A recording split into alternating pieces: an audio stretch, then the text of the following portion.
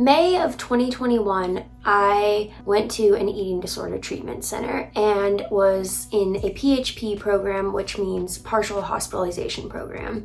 I had been in and out of therapy, working with dietitians, everything like that for 5 years at this point, but that is when I consider I actually fully started pursuing recovery. This month, May 2023, is 2 years of actually really giving it my all and trying to truly recover. So I thought I'd do a little bit of a reflection and talk about 10 of the biggest lessons that I've learned and just my honest experience with recovery, because it has not been easy. It has not been smooth, and it has also not been what I expected. Some of the side effects of recovery are just not what I would have thought. What I thought were the hardest parts were not. Hopefully this can help people that are in recovery, thinking about trying to recover, or know someone that's going through this, and it can just be a little bit educational.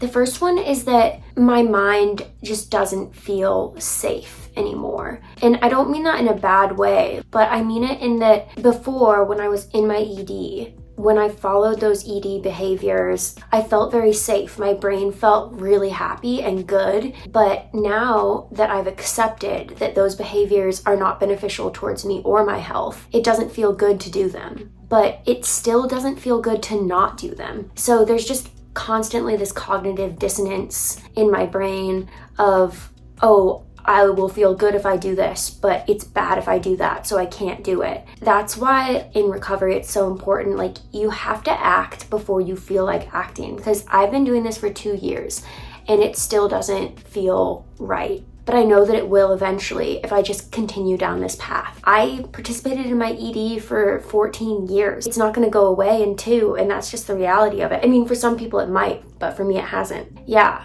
my brain doesn't feel safe, but that doesn't mean I'm not doing the right thing. Number 2, rules are really insidious and difficult to spot. So, for example, it might be obvious that a food rule is not having carbs at dinner. That's just an example. That's an easy food rule to spot. But other food rules are hidden all over the place.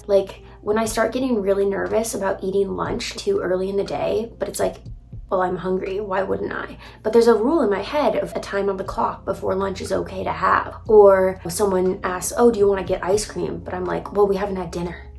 We can't have ice cream before dinner. Why not? Your body responds to it the same way before and after dinner. Finding all those little food rules. For me, a lot of it's about timings, which you wouldn't really think of. Rules are insidious, but it's really important to recognize them so that you can overcome them.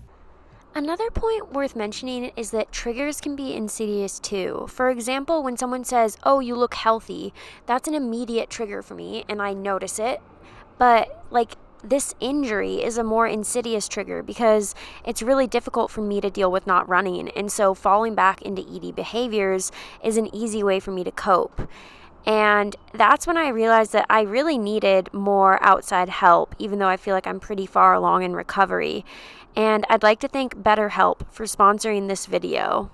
BetterHelp is the world's largest therapy service, and it's 100% online. With BetterHelp, you can tap into a network of over 30,000 licensed and experienced therapists who can help you with a wide range of issues.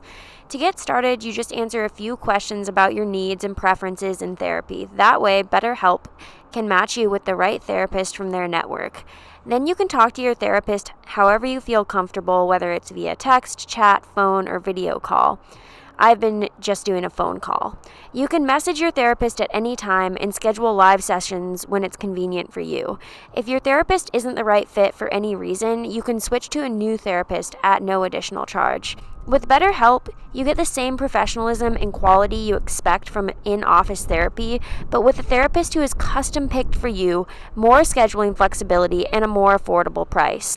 Get 10% off your first month at betterhelp.com/Allie Ostrander, and I've also linked them below in the description. Number 3 is what's healthiest for the general population will probably not be the healthiest for me. So media outlets saying 10 healthy habits, and one of them's park as far from the grocery store as you can. That might be the best for the general population, but for someone that's recovering from an ED and trying to remove requirements around getting steps or always being as active as possible, it's actually much better to park as close as you can and be okay with not trying to get in extra steps. For someone, it might be good to blood sugar balance in the morning and not have carbs, but for someone that's recovering from an ED, you need to have carbs all the time so you can stop thinking that they're bad. Don't blindly follow recommendations, and work specifically with a dietitian for your needs and what is best for you. The fourth one is that physical changes before mental, and this kind of ties into number one, but basically in my own experience, sometimes when I've looked the healthiest, my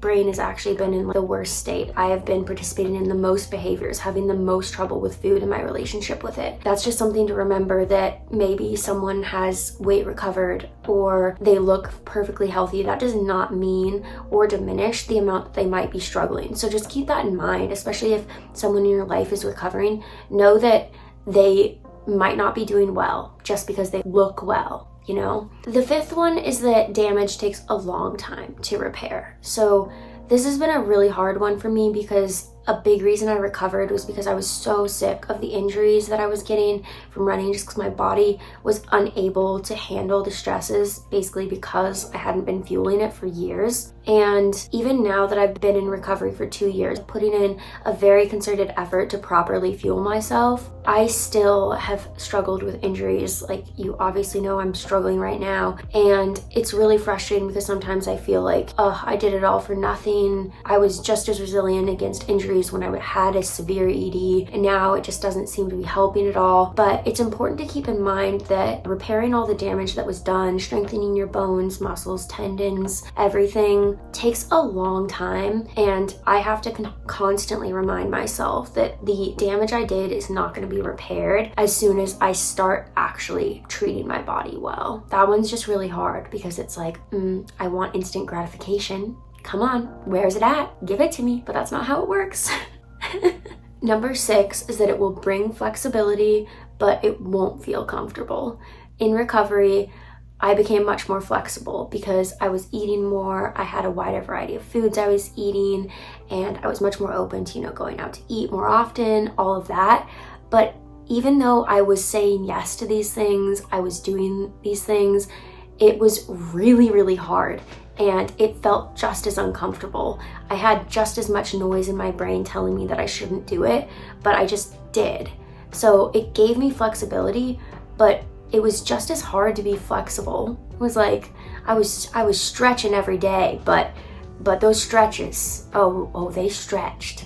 Now when I go out to eat, I feel so much less stressed. It's much better now, so it will get better. At first, the flexibility, it just feels like you haven't stretched in a decade, and now you've got to do the sit and reach, and it's the presidential physical fitness test, and this is the only one that you can never get, and you always crush all the other. Okay, that was probably just me in 4th grade, but I really struggled with the sit and reach. Number 7, unlearning is hard. The rules, the amount of calories and things, the number of steps or amount of exercise that you were once doing, the amount of food that you were able to survive on, all of that is really difficult to unlearn and to put out of your brain, but it's so important. For me, calories, I'm never going to forget how many calories are in everything. I studied that shit every day for 14 years. You think I'm just gonna forget it? No, steel trap up here.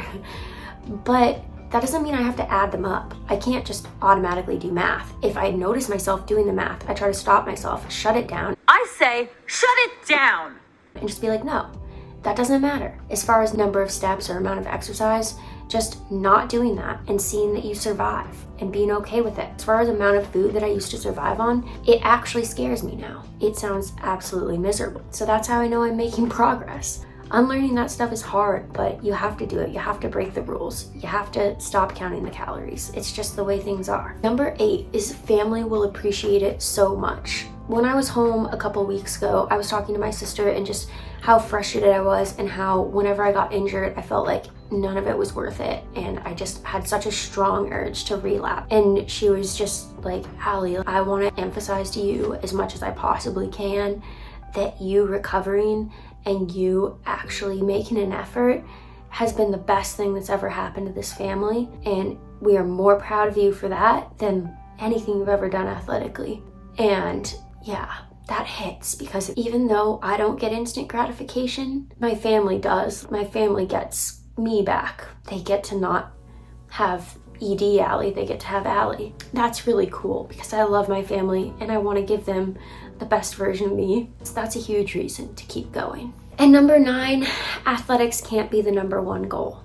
For a while, it's gonna have to be health. There just isn't a way for them to share the number 1 spot, or for athletics to hold the number 1 spot and ED recovery to happen. So the way I approached it was, I was like, okay, this is a training block where my huge end of season goal is ED recovery. And so how am I going to structure my training for that to be achieved? Because that's what I want. And when I viewed it like that, it stopped seeming like running more or eating less was going to help me reach my goal, because I knew that that was in direct opposition with my number 1 goal. So that restructuring really helped me. Number 10, to wrap things up.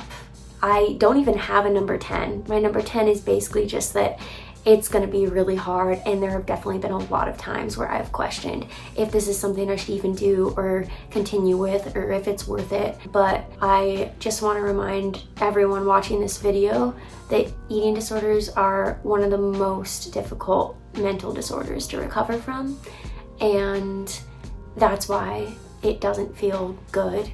And it's not because it isn't the right thing to do. I hope that this was helpful. Anyways, that's all for now, folks.